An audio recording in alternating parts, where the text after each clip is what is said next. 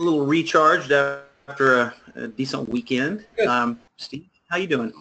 Doing good. Took a slow weekend to try and work off a cold, but I'm here and present and ready to go. Yes, indeed. The big winds and everything in bloom is kind of getting on top of everybody. Andy, I'm sure that's the same in Texas for you as well. But hopefully it'll be done soon enough. And just want to thank everybody for taking the time to come to yet another edition of the Office Hours webinar. Today is April 24th.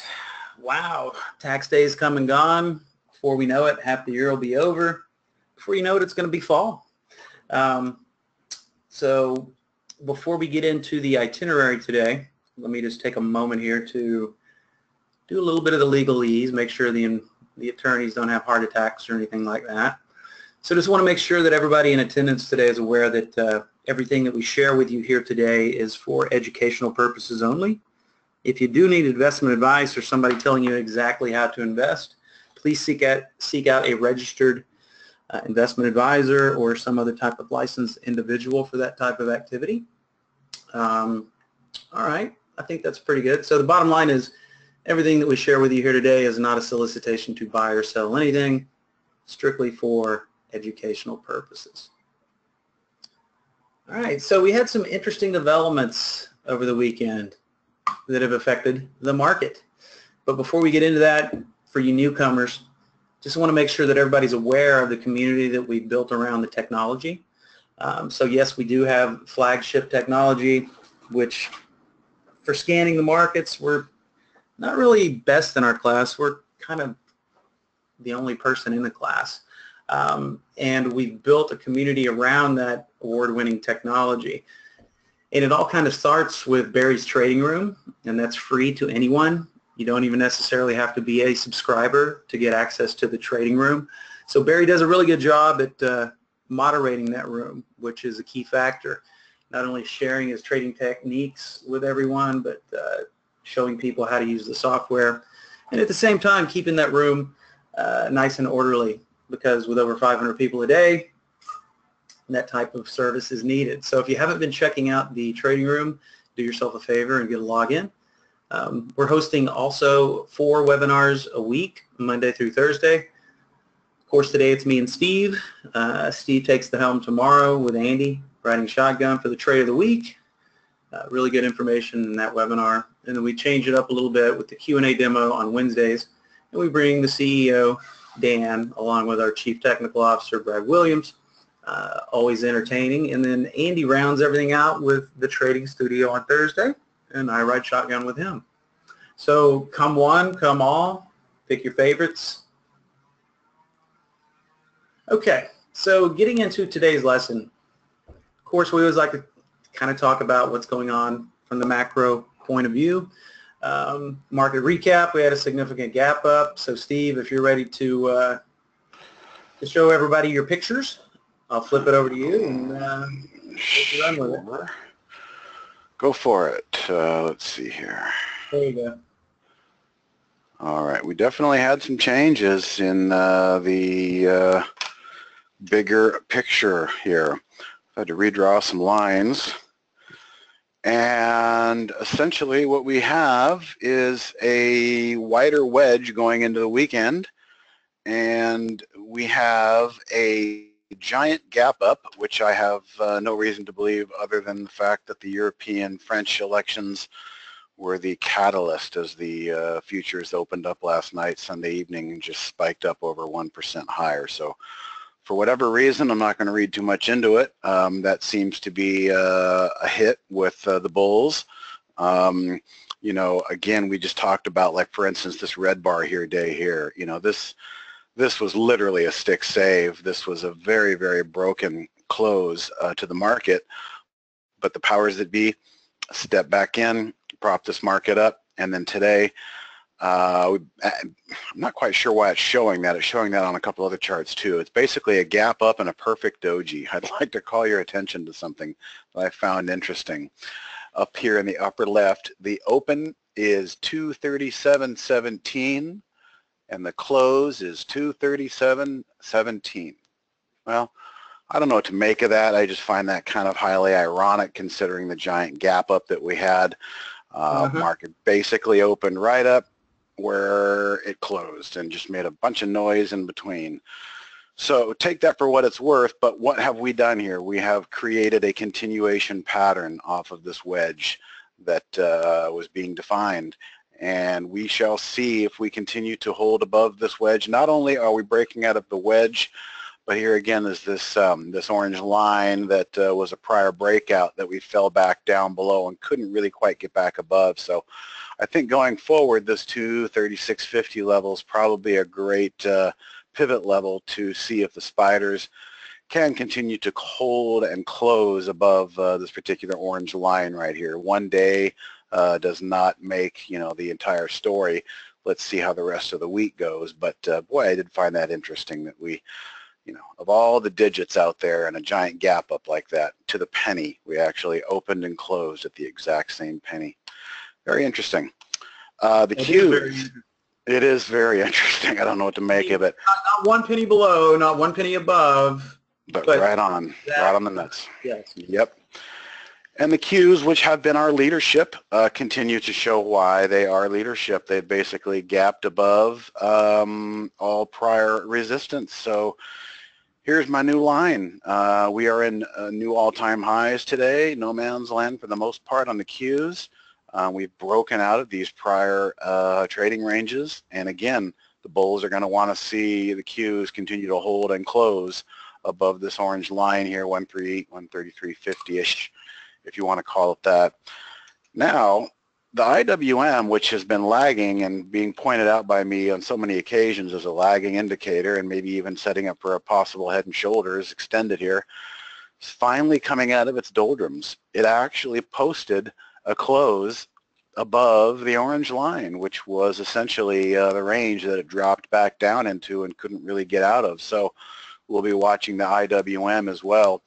So let's just think about this. You know, if the market does continue to make another leg higher, it's quite possible that the rotation in the market and the buying and the interest could shift back down towards the small cap Russell 2000 type stocks. So if IWM can continue to close above this 138.80 level and hold, then, you know, bringing up the rear, which is what the IWM Russell 2000 has been doing, may just switch into the next rotation sector. We'll see.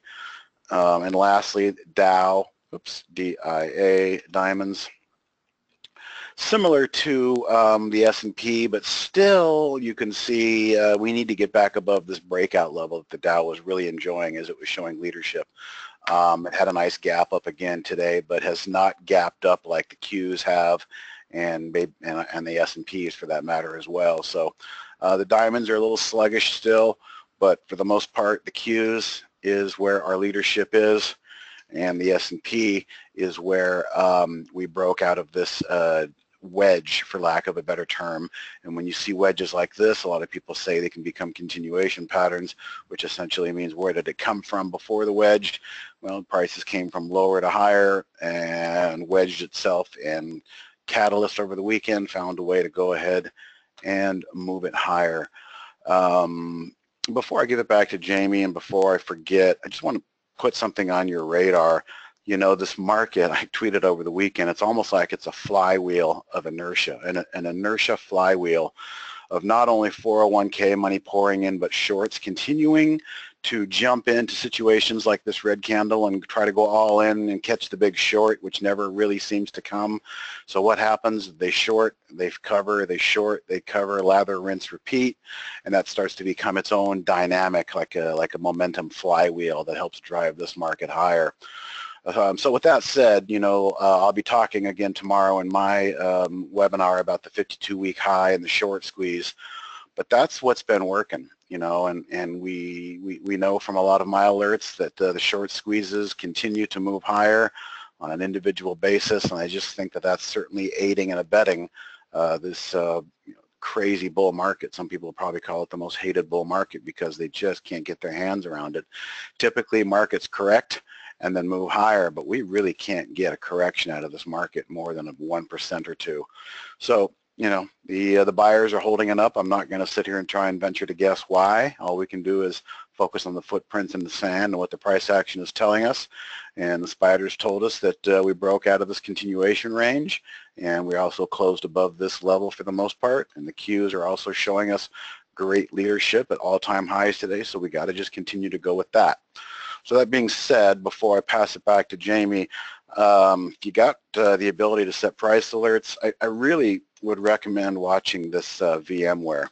Especially if you look at it on a weekly chart, this thing just triggered today, and if we go into the data points of stocks making 52-week highs with high short floats, well, here we got a stock making $2.82 earning per share, but 27% roughly still feel the stock needs to go down. However, they're at a 52-week high today. Keep this one on your radar tomorrow. VMware could be an interesting follow-through day, because that's the kind of stuff that's been working. Especially when we back test. If I can get a quick back test here on the 52-week high alert that I have, that basically focuses on stocks that are high short float but are creating new 52-week highs. I've got a back test that's continuing for the last couple weeks to show really decent daily swing trading back testing success. And it's probably not a big mystery that the market continues to go higher, the shorts continue to pile in, and like I said, the momentum flywheel continues to blow them out and have them cover and drive stuff higher. So here is a quick scan showing you the 52-week highs and what type of profit factor, 5.62 profit factor, and this is like a 10-day type hold. So just a real quick imprint on that back test of the squeeze 52. Stocks that are going to 52-week highs like VMware is trying to do right here, with a pretty good selection of 26% short the float, could be one to watch, again, because that has been what's working. And we want to try and keep things simple and focus on the things that are working and keep those things as simple as possible. So just wanted to squeeze that VMware in there as something to watch, because this is a viable strategy that's continuing to move higher, especially when you see what the S&Ps just did today. Anything you want to add, Mr. Jamie? No, good stuff, Steve. When you look at the Qs, you're like, well, everything's fine. When we look at that Q chart, it's like, okay, well, ironically enough, if we kind of backtracked several months ago, it seemed like the Qs and the Dow would kind of switch being the leader. Yeah. But once again, the Qs are perking up before anything else does. That could be a harbinger of what's to come. But it ties in very good to what we're going to talk about after we get done with Holly about this pack leader list, this pack leader top list. So let's see here. Am I the presenter again yet? Let's see. There you go. Okay, there we go. Right, so that's what Steve was showing you, especially with that setup, is going to be retold through a list that I show you guys. So let's go ahead and get Holly out of the way, because it was an interesting, as Steve was pointing out on this SPY daily candle here, a perfect doji where, we closed exactly where we opened. It took a nice little leg down, and they zipped it right back up, and the exact closing price was the open. So, that in and of itself is kind of a weird little anomaly, but let's not dwell too much on that. It is what it is. And so let's focus right now on Holly and her chart as the day progressed. Of course, this is her P&L chart from the little portfolio that she establishes on a daily basis. So today, Holly came to the party with 8 strategies. There were a couple of shorts in here which did not fire, and the other 6 were all longs. And we can see Carpe spit out about 6 trades. Wake Up Call had 4. These guys all spit out about 3, or right at 3 trades each. So we had 22 total trades, all of which were long, issued by the stat model that is Holly. Interestingly enough, if we focus on this chart here, whether it was risk off or whether it was risk on, during that little period here where we quickly wicked down on the index, wasn't a whole lot going on. There was a lot of stat noise in this, and this tells the story right here, this little crazy doji wick setup. Now, basically, this is about the same period right here, whether we're risk off or risk on. Of course, just to reiterate, what's the difference between risk off, risk on? Well, risk off is just Holly obeying all of her trading parameters, her rule set, stop losses and profit targets, time holds, etc. Risk on is showing us how we would have done, or how Holly did, just holding the positions, right? So a lot of the times we'll get green, red, and then a break to the green. And on days where Holly's down, we'll get green, red, or maybe just red, and then never get to the break even or green point again. But we can see here, and Steve and I were talking about this earlier, seems to be a nice little correlation between, here we're looking at the intraday on the SPY here on 5-minute candles, and of course we took our little excursion down here, and of course right about not quite 2 hours into the market, about 1 hour and 45 in here, we start to see this little consolidation establishing itself, and then we start to move higher. And that's going to coincide with when some of Holly's positions started to get some traction in the risk on mode. And then it was off to the races, and of course this is where she topped out, potential of about not quite $2.60 on that collection of 22 trades. And then, we started having our little gyrations, but stayed in the green. So let's take a look at Holly and some of the trades that she spit out today, because there's always different ways to interact with these trades. I like to focus on a couple of different things. Let me just pull my little cheat sheet back over here and point these out. So we had the noisy open. So risk on, a couple of really good risk on opportunities in TGH and fuel, and then what we like to term as a trade around in CE&T. Of course, there was trade around potential in this one as well, and I'll get into the details of that. So first and foremost, what is Holly's strong suit? And that is her ability to consistently deliver entries with statistical weight behind them. And of course, every strategy, we can see what the statistical weight is coming into the session based on the back test and the analysis that was done before the open. And then we can see how the strategies actually performed today. So looking at Carpe the Alpha, 52.3%, slightly underperformed today on 6 trades, came in at 50. Where Wake Up Call, coming in at 55.5 on 4 trades, overperformed. Hit 3 out of 4 for a ratio of 75% today. Now, here's where it gets interesting. When we take a look at the entries that Holly made and the reasons that she decided to close the trade, because this circles back around to what's Holly's strong point? Her entries. We're a little bit better at reading the charts here and deciding when is a good time to get out, because we can see right here on the TGH, and this one is interesting because we had a double signal. Now, we've seen this in the past, and typically when it happens, you'll see 2 different strategies simultaneously call for the signal, meaning they would come at the exact same time. However, this one is different today. We had the first TGH buy signal from looking for a bounce, not quite an hour into the market, 7:22 Pacific Standard Time.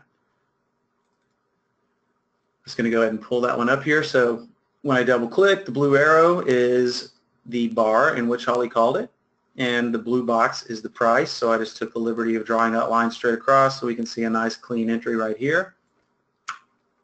And we need to be aware of this red box, which is, by the way, the stop loss.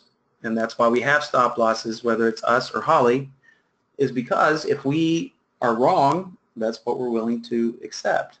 Now, we can see here, Holly makes the entry, and she exercises reduce risk and gets out for a 3-cent loser.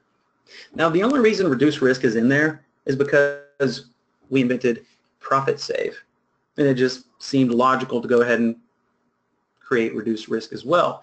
But profit save was really designed for one purpose and one purpose only, to keep Holly, the AI model, from letting a winner turn into a loser. In essence, it's a form of trailing stop, but it's not the most precise. That's why the best technique here is man working with machine. We let Holly produce the statistical probability for us, and then we're better at reading charts. So we can see here, never came close. Well, this is about as close as it got to being stopped out in this little area here, but still far from our 1455 red box over here. So we're in the trade. We see Holly getting out. We're like, well, I'm going to stay in it. I'm going to give this thing, it's either going to stop me out or it's going to go. We can make that assumption based on what we're seeing here with this little consolidation area. We can look to the left and see, well, is it bumping up against some support? But really, that's all secondary. The reason we should pay the most attention, or the reason we should pay attention to this play is because of the statistical weight, which in this case, looking for a bounce coming into the day, pretty much the highest of the pack here, 69% statistical probability. That's really good, ladies and gents. So we take the trade with Holly, we don't get stopped out. Then we get a nice little push to the upside. Now, the second entry comes about 3 hours into the open, right here. So if we're already in 100 or 200 shares with Holly here, and by the way, let's talk about that. Let's say we were in 200. We see Holly getting out for 3 cents, and we're still not real used. Maybe we've been interacting with Holly for a couple of months. We're getting the hang of it, but there's still a little confusion about, well, should I go risk on or risk off? And it's not something that we have to pick before the day begins. We don't have to come over here and go, well, today I'm feeling frisky. I'm going to go risk on or I'm going to go risk off. We can approach risk on and risk off from each individual trade. Makes things a lot easier. So if we're in the trade and we don't get stopped out and we see Holly exercising her ability to cut a loser quick, taking a 3 cent, well, if we're in 200 down here from the initial signal, maybe it's a good idea to do half with Holly. Okay, I'm going to take my 3 cent loser with Holly on 100. I'm going to keep the other 100 for the stop out. You wouldn't have made as much, but it's about getting used to the process. Now let's say for a moment we took a couple hundred shares with Holly. Things going up, yay, everybody's happy. Then all of a sudden, new signal comes in. Holly's saying, you know what, I'm going to have me some more of this right up here at 1523. So here's the second call right here. If anything, we're already in it. We're in the money. And then lo and behold, Holly's like, again. So we have two options there. We can take delight in the fact that we're already loaded up in 200 or 300 shares and the system's calling it again and we can sit with what we have and just enjoy the ride, or we can add a little bit more. Now, notice this is 1523. Notice the high over here was 1528. So depending on the type of trader that you are and the patterns you like to play, even though from here to here it does look like it's expending quite a bit of energy in the 5, 10, 15, 20 minutes, but it's pretty much just vertically going up here. However, we have statistical weight right here, and then by the way, here's another little event that's easily identifiable. A range break, right? Here was the low, here was the high, comes up here, Holly calls it right before the break, and then boom, we've also got a range break. So there were a lot of good things about this trade, whether you just took the initial entry, got out of half with Holly, tried to keep some, and then re-upped up here, or just set with what you had. But in any case, it's the statistical probability from here, and then once again here, and then as you get used to seeing things, because everybody has different intraday patterns that they like to see. This is a range break. They're a dime a dozen. They're here every day. They're simple. That's why a lot of people, including myself, like them. But of course, you might be more of a, a wick trader or looking for some type of little bull flag down here. And if that's the case, well then those are pretty much out here a lot as well. So just kind of wanted to point out that the TGH was a dual signal, but it wasn't your typical one. It didn't come at the exact same time. So on this one, of course, Holly takes her 8 cents, but leaves a little bit of money on the table still. So, just from taking the entries from Holly and exercising some pretty common risk management, i.e. the stop loss and the fact that it never got there, Once you get used to these types of plays, you can really leverage them, especially if Holly calls it down here and then later on it's exhibiting the pattern you like. And that's one of the harder things for new traders to figure out is when do I add to a winning trade. This was a very good example of that today. Okay, so let's cruise on to this guy right here, fuel. And what a nice little trade this one was as well. So 456, about 30 minutes into the open today. So let's draw the line. Let's figure out why okay, that's why, because this strategy, I believe, is using about $1. There's Carpe. We can see over here, anything that this little guy throws out, it's using a blanket stop loss of $1. That's why it was hard to find my red box down here. Now, of course, that's the hard stop that gets spit out. 356 down here, which, might be a little much on a stock that's under $5. But here's the entry signal. Of course, if this was the opening bar right here and Holly's getting a piece right here, seen this over and over again. Not only is the statistical weight behind us right here, but I like what's happening right here. Now this is 5, 10, 15, what do we got here? 30 minutes into the open. 5, 10, 15, 20, 25, 30. A nice little opening range break is happening as well. So we've got statistical probability. We see the bottom's been put in, snuggling up against that prior range here. We've got statistical probability behind us, and then we get a nice push. This is a good example of one that just goes. It takes a little pullback. Sometimes they'll come back and touch this line 2 or 3 times before they go. Can I add to that, just for the newer traders to imprint on that right there?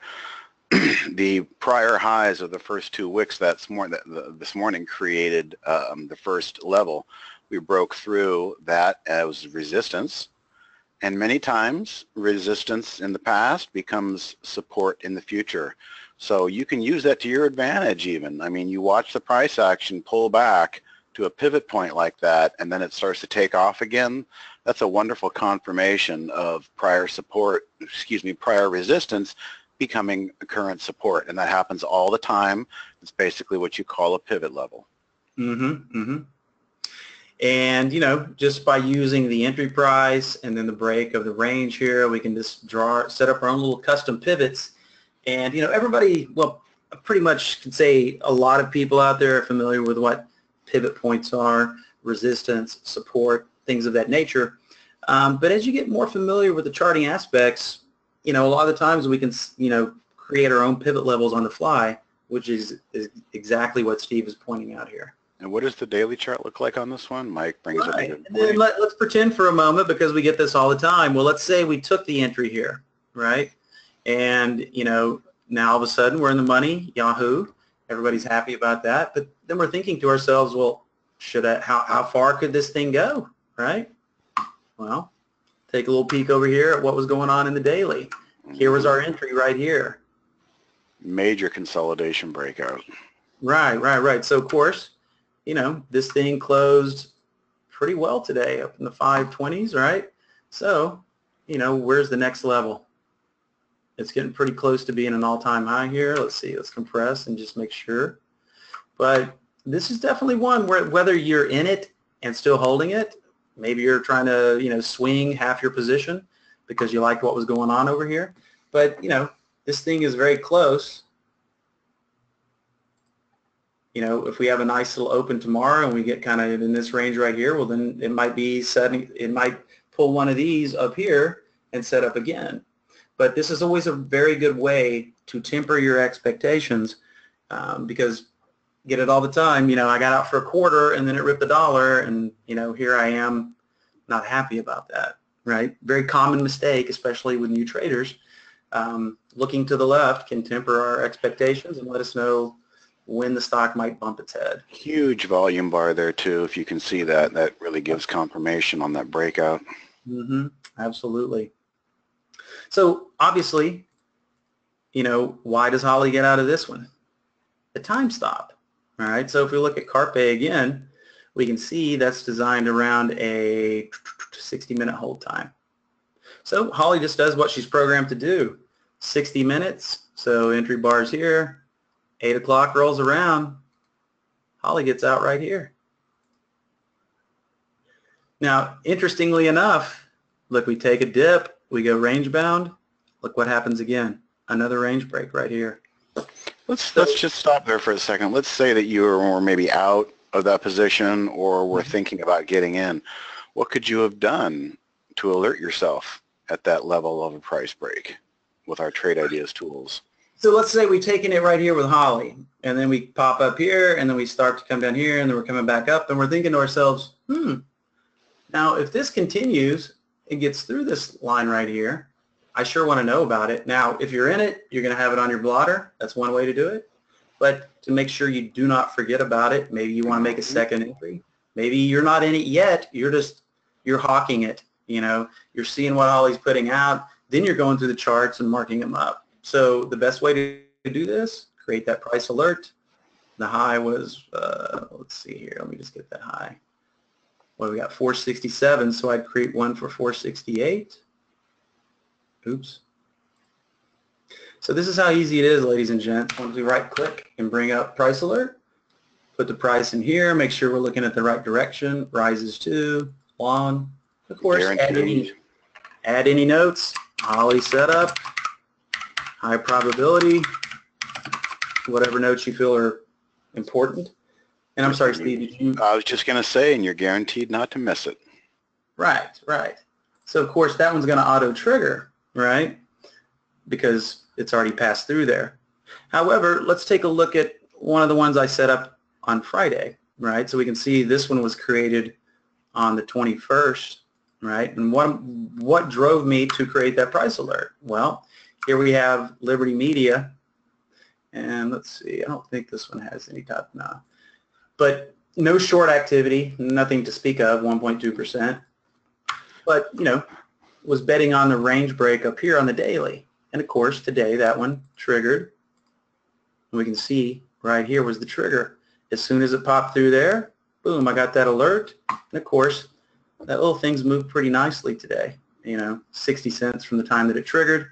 And of course, when we look to the left, where's the roof? Where's it going to bump its head? You know, it's out of its box. So when you're talking about potential swing trades, I mean, these guys right here, they're out of their box. There's nothing to bump their head on. That's no guarantee they're just going to keep ripping higher. But if you have nothing there to keep you from moving up, that's half the battle.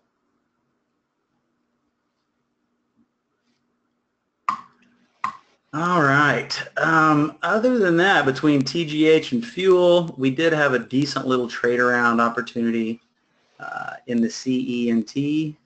And when I say trade around, we can see right here, Holly, let's see, this one didn't even get stopped out either, Steve. For one moment, I thought it was a stop out, but it wasn't. It's just another good example of Holly getting out prematurely when the trade worked, right? Mm-hmm.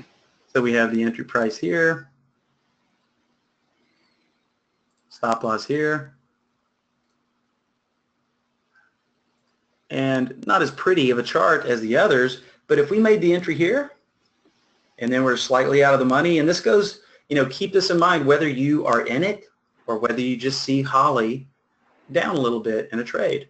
If she took the trade here, it backs off, now she's in the red, we can easily start marking this up again. Let's right click and say, okay, when we get the break through there, let's set that price alert. Because the statistical probability that Holly spits out, it's good for the day. Now the timing is always an issue. You know, what do we have? 1, 2, 3, 4, 5, 6. This thing touched the line 7 times before it finally made its big move.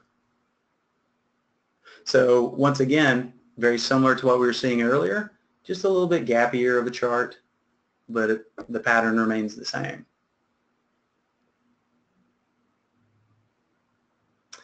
Other than that, you know, there's a little bit of meat left on the eye backbone here. 1345, you know, nice little entry here. Holly gets out for 13 cents. once again, from her profit save, which we all know she's not the best at exits, she's the best at pointing out the high probability entries. So not a huge dollar amount here, but almost twice, 25 cents versus 13 cents, risk on versus risk off. And once again, doesn't come anywhere near the stop loss. Matter of fact, when you see these types of little breaks here and you see these prior levels of consolidation here, that's a very comforting thing. Looking at a $1 stop loss, like that's too much, well, I'll just use the bottom of the consolidation. Still, doesn't even come close. So, although the finishing numbers for Holly today don't look like anything to write home about, what we can do is read between the lines and figure out how to maximize some of these trades just by using some simple risk parameters, stop losses, taking note of that. If we see Holly getting out too early and the chart still looks sound and the stop loss never even came close to getting triggered, might warrant going what we call risk on and trying to get a little bit more out of that trade. It's also interesting to note directional bias. There was not a single attempt at a short sell today. So, you can take some of Holly's individual trades or you can look at them in the aggregate. And the directional bias today was definitely not trying to fade this gap up. It was just continued continued opportunities looking on the long side. So I try to point that out as well, directional bias. Yeah, I'm glad you brought that up, Steve, because when we look at what the market's done, from the top to the bottom, let's figure this out real quick, just a quick calculation. So we had a high of 240, right? So a percent would be 240, and then we bottomed out, what's that? Not even quite 5% from the top, right? So yeah, typically corrections come and, everybody's like, yeah, good 10% flush will rejuvenate everything and let everything head higher, but we haven't even got anywhere near that much of a move, right? And it looks like it's coiling up and looks like it wants to head higher again. So during this period, of course, we have questions, people going, well, this market's going down, why isn't the AI spitting out all these short plays? Well, it's going down in the short term, but the overall big picture is still a very bullish market. We're going to have our little trials and tribulations, like we saw in this last, couple of weeks worth of range, but that's just kind of natural. Stocks don't go up perpetually. They take their pullbacks, they consolidate, as well as the whole market. So the big picture is still long. That's why, the AI model is looking at the entire market and it's casting its nets and saying, okay, this is where the probability is. It's either going to happen or it's not, but the probability still resides, the higher probability still resides on the long side.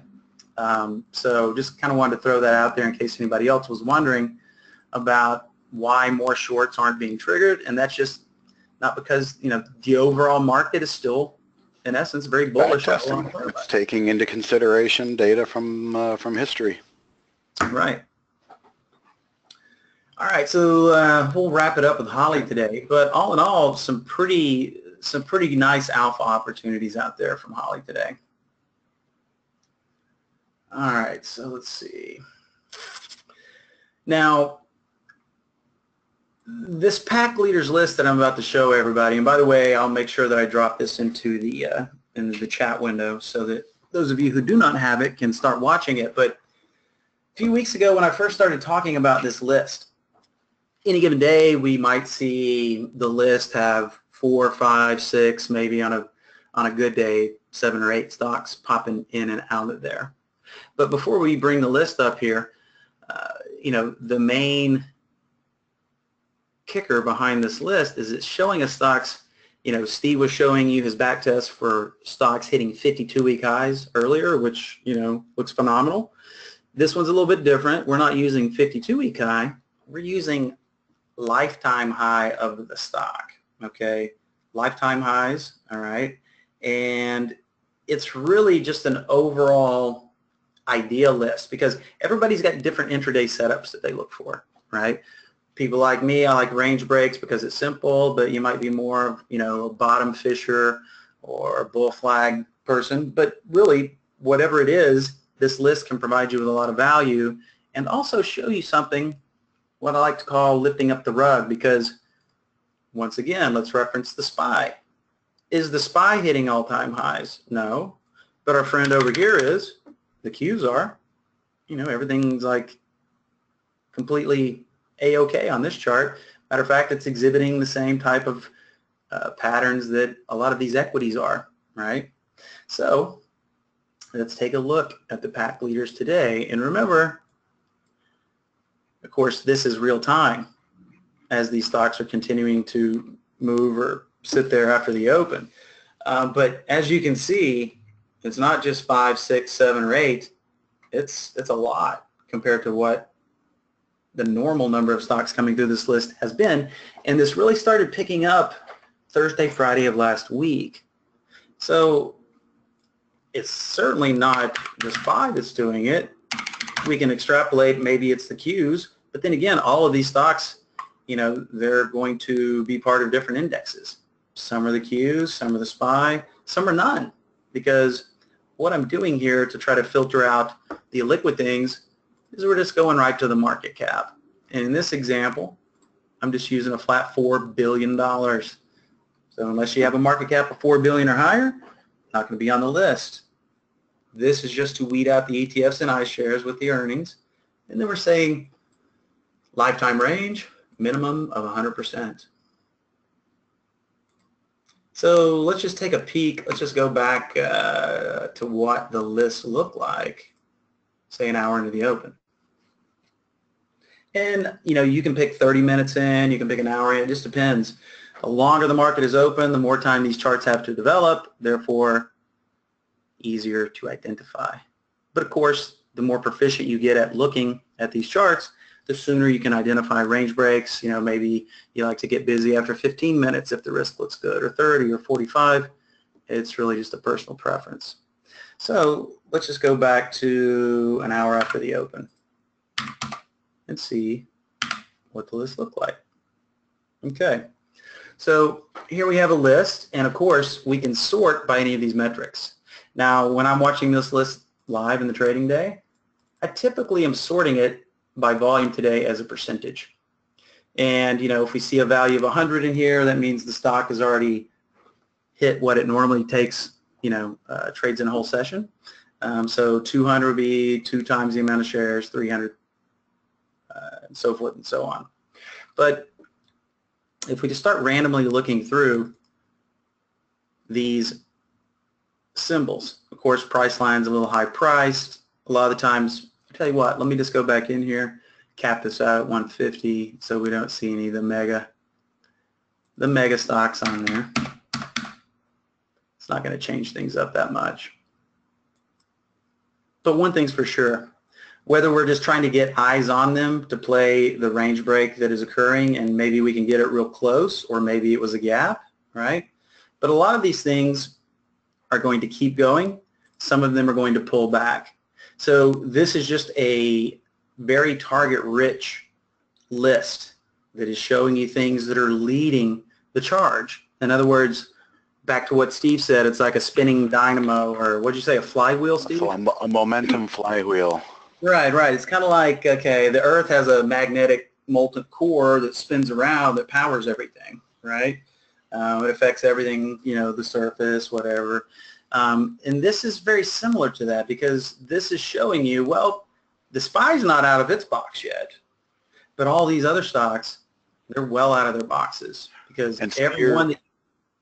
I'm sorry, you're sorting by volume today percentage. That's how you prefer to sort this particular list? Right. Well, that's one way to do it, right? Is there? Okay. Yeah, that was my question. Is there another way? Let's just go to where the market was a little bit more active, all right? So about 2 hours in. But I'll get into the other ways to sort as well. All right.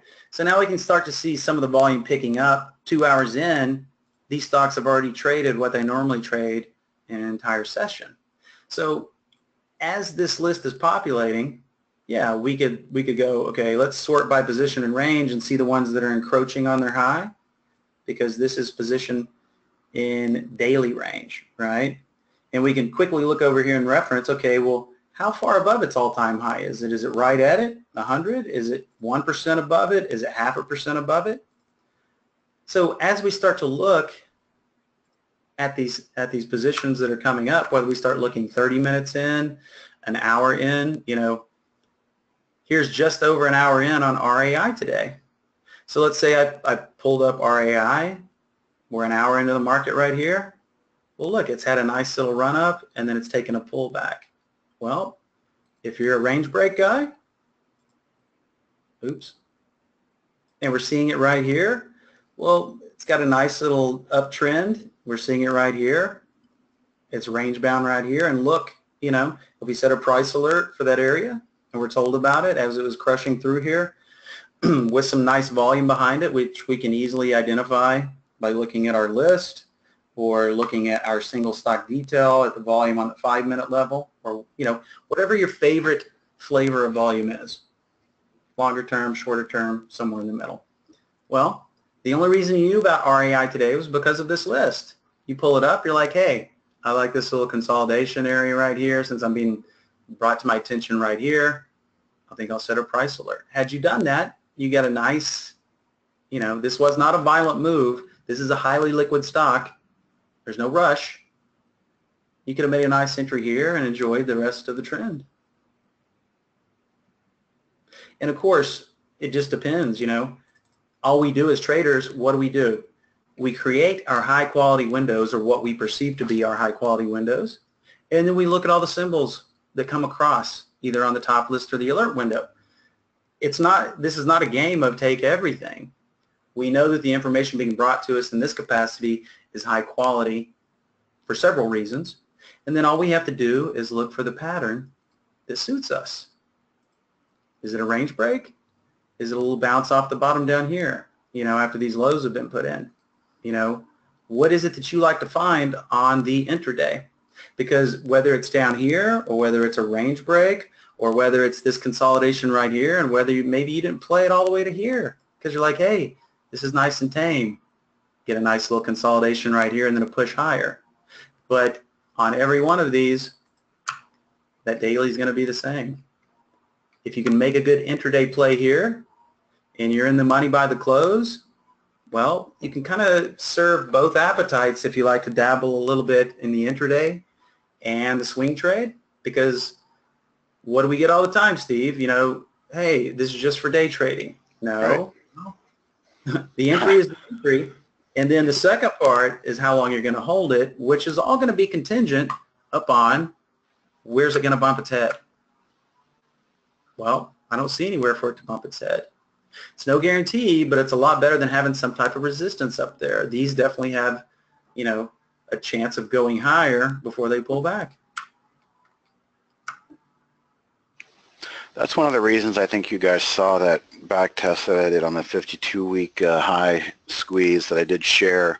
It's in the comment questions. Carlin and asked for it, and so I dropped it in there. But that back test that I did, maybe I failed to mention, that was a 10-day hold, okay? So yes, Trade Ideas can have wonderful scans for swing trading if you just know what to look for.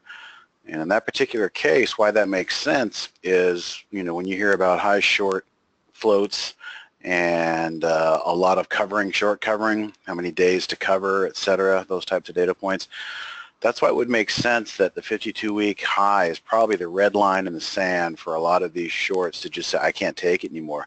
So we're not getting a lot of those 3-step forward, 2.5-step back type days. We're getting just, full-blown 6, 7, 8, 9 days of upward push as these shorts basically capitulate to the upside. And that's one of my theories as to why that strategy is working so well right now. Now, will that strategy work well in 3 months? Probably not. I hope it does. But, chances are in 3 months we might be talking about some completely different strategies. So for now, as this market momentum flywheel continues to zing the short sellers and they short, cover, repeat, we can get some really nice follow-through, in my opinion, on some of these new all-time highs and 52-week highs, especially the ones that have a high short float, because that should hopefully keep the momentum going higher without too much volatility and pullback. True, and then, check this out. Okay, out of all these guys that are popping through those new highs, some are doing it with volume, some are not, but, all I did here is resort by the sector. And look, a lot of these guys are manufacturing. All right. That's also high quality information. Hey, what was leading the charge today? Manufacturing and information. The quicker you can identify that, the more potential you have on catching the ones that have not moved yet. So real quick here, I just jotted down a few names, but SAP, look at this beautiful little consolidation. Nice and tame, range break right here, and a move higher. FTV, and once again, I'm using the simplest pattern that I can, but by all means, in this pattern right here, it's not just a range break. There's a gazillion other events going on in here. So that's why I was just saying earlier, whatever your cup of tea is for a good intraday signal, this is still a great list. Now, for a simple range break, look what happens again. We creep up here, we pop the line, we hover around it for a little bit, and then we go. Don't forget those price alerts. Right, right. And so whether you're just drawing a line or if you really don't want to forget about it, we come over here and we set the price alert. Okay, so that was FPV. Everybody, if you've been trading for a while, I mean, CLAC's been around for ages. Semiconductor manufacturing, right? So once again, range break, if that's your cup of tea, happen right here.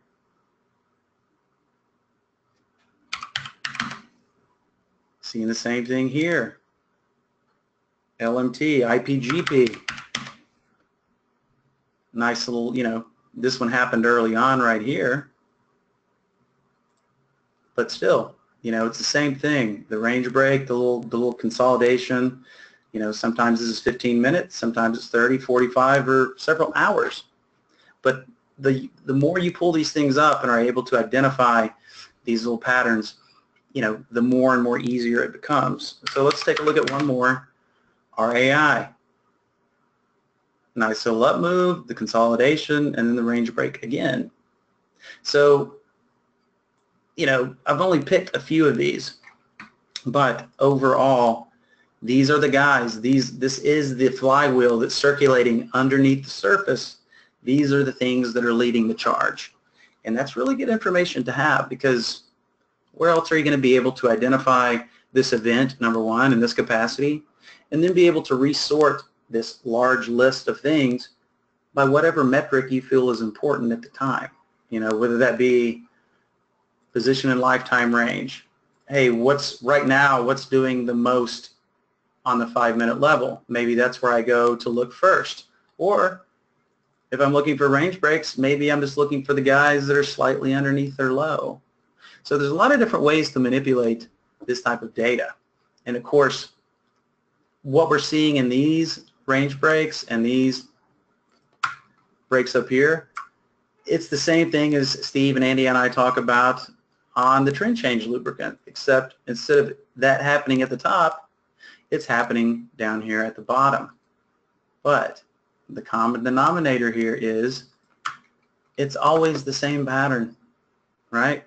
Whether this is happening at the top at all-time highs or down here and we're setting up for a trend reversal, it looks the same as what, as the pattern that we were seeing on the daily range break. So that is a beautiful thing about all of this. If you want to apply the fractal pattern that can occur on any time frame, that certainly is a way to simplify your trading life. And, for those of you who've listened to me over the course of the past year and a half or so, I'm a big proponent of simplicity because it just makes a lot of sense. The simpler we can make everything, the more we can stick to our rules and not muddy the waters with lots and lots of studies that may or may not mean anything. And that's another point that I'd like to make here, is that whether it's this chart or any of the other ones that we've looked at, this thing right here, this range break, it happened. And it happens whether or not you've got a 200-day moving average there, or a 50, or a Ikimoku cloud, or a Fibonacci. You could lay all those things on top of here and you would notice correlations, but that's all they would be.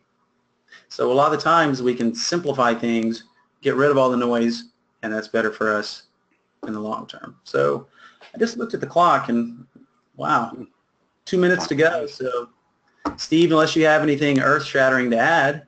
What was the stock you had up before that? if you recall? IPGP? Go to the daily or the other chart. Oh, the trend change? Yeah, that sideways action I cannot emphasize enough. 2 weeks of pulling back, trying to find the crack in the ceiling. That's really where you get your best moves.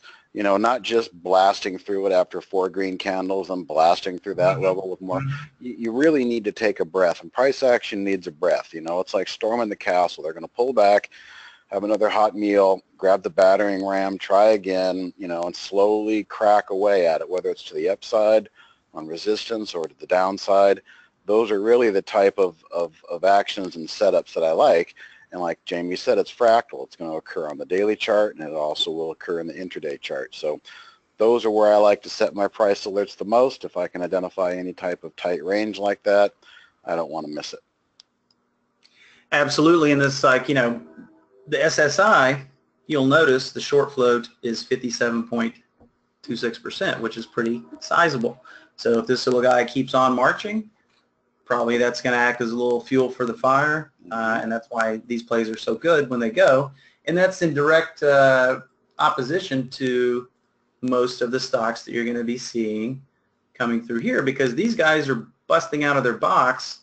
So if I just come over here and added a short float metric as a column, you'll notice that every once in a while you might find one that has some decent shorts in it, but for the most part, these guys are going to have very low short floats, and it makes a lot of sense, the fact that they're large caps and are all-time highs, trying to get out of their box. So like the biggest one, SPB, you know, I mean, that's nothing to sneeze at for a big cap, one would think, right?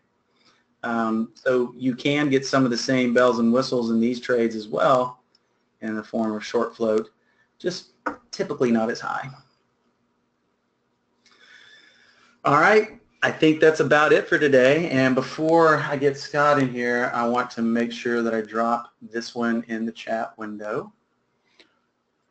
Chat window should be available to all of you guys with the toolbar, the GoToWebinar toolbar there that's free floating. Just look for the sub menu that says chat and hit the little triangle that will open up the chat window. And he's going to drop in the code for that window he's been discussing, and that allows you to copy that link and save to the cloud. Right, and just keep it simple, ladies and gentlemen, with this list. Just pull it up. Don't even glance at it till 30, 45, an hour in, and start going through there, identifying potential setups, setting those price alerts, and I think you're going to have some fun with it. Slow things down and simplify it. Yep, yep. Leonardo da Vinci would endorse that message. So would Einstein. Simplicity. Yep. All right, Scott. Well, if you're waiting in the wings, we are ready for you, good sir. Yeah, just hanging out in the back of the room, waiting. So, yeah, thanks everyone for joining us, and you guys for the excellent presentation. Some of you may not be aware yet, but we have a podcast, and it comes out on Fridays. There's a new episode that came out last Friday, before the close even. So all you need to do to find it is search for Trade Ideas Podcast in your favorite podcast app, and it should be there. Just go ahead and subscribe. You'll get the new episodes, and you can download some of the previous episodes and see what it's all about. Download last Friday's. It's still relevant to today, and give it a listen. We also have Brokerage Plus. If you're an interactive brokerage client, I think maybe we covered a little bit of this earlier. You can go ahead and download the beta version that contains it at trade-ideas.com/beta. And we've got some videos up on the YouTube channel about linking your Brokerage Plus interface with your interactive brokerage account if you're an interactive brokerage client. We'll be bringing this out for other brokerages sometime in the future, but that will be after this comes out of beta for sure. And while it's in beta, if you have a premium subscription, it's free to use. So take advantage of that, and then it will be free forever as long as you're a premium subscriber and using it.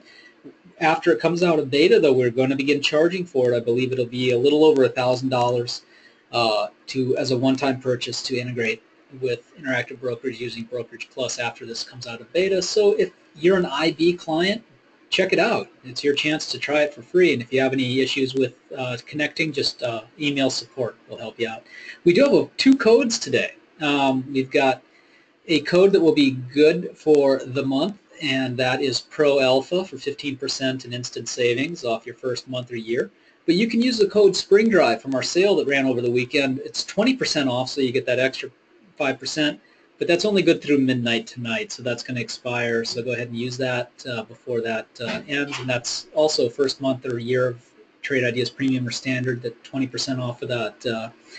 Yearly premium's really a great savings. That's, of course, what I'd recommend. But do remember, both Standard and Premium come with that full hour of one-on-one training with Steve or Jamie or Andy, so, keep that in mind too. It's great value.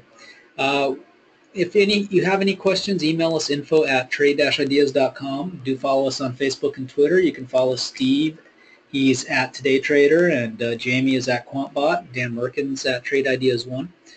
Trade Ideas Pro is our Facebook handle, so follow that page. You'll get some unique content we only post there, and then you can share that with your friends and turn them on Trade Ideas as well. You can reach Steve directly by email at steve@TradeIdeas, or Jamie is J. Hodge, first initial last name, at TradeIdeas.com. Thanks, everyone. We'll get the recording up later tonight or tomorrow, and just a reminder, we have a special webinar this Wednesday. When you see that, sign up, go ahead and check it out. Chris Reed, the president of Ascend Trading, is doing a webinar with us as a guest. And tomorrow, of course, we have our Trade of the Week webinar. So anyone that is on that mailing list will have gotten an invite, and we'll get another one today. So don't miss it. Thanks, Jamie and Steve. Thanks, everybody, for popping in. We'll see you tomorrow. Yeah. Bye-bye. Have a good one.